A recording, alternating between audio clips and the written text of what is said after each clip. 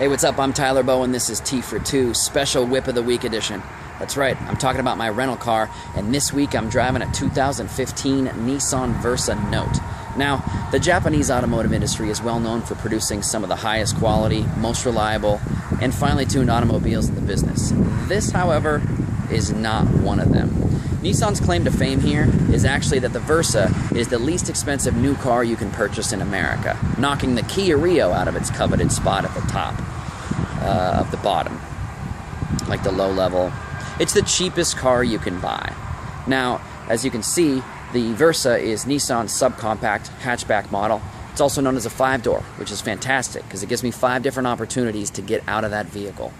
The styling can leave a little bit to be desired, and it features that classic wedge shape that you'd expect to see from a 5th place finish at a Pinewood Derby.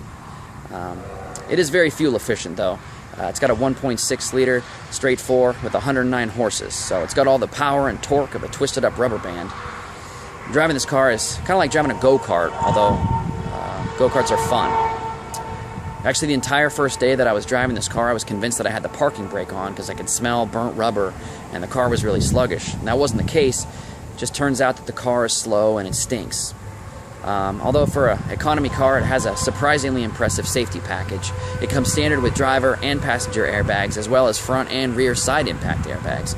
So any collision with the vehicle has the potential to turn it into a tiny bouncy castle.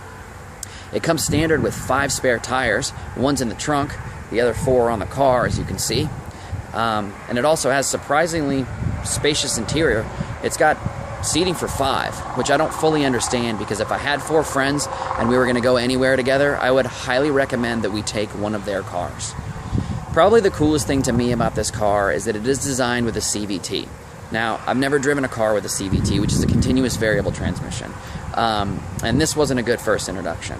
A CVT has no fixed gears, so there's no lag time in loss of power through shifting. So what a CVT is supposed to deliver is smooth, continuous acceleration as you put your foot on the gas, and also smooth, metered engine braking when you take your foot off. Although I wouldn't use the word smooth to describe anything about this car. It's actually one of the roughest cars I've ever driven. The steering's unresponsive, the suspension was practically worthless, and the wheels look like they belong on a Razor scooter. Anytime I took this car over 60, it began to shake violently, like a frightened chihuahua, which is actually kind of funny because it's also about the same size.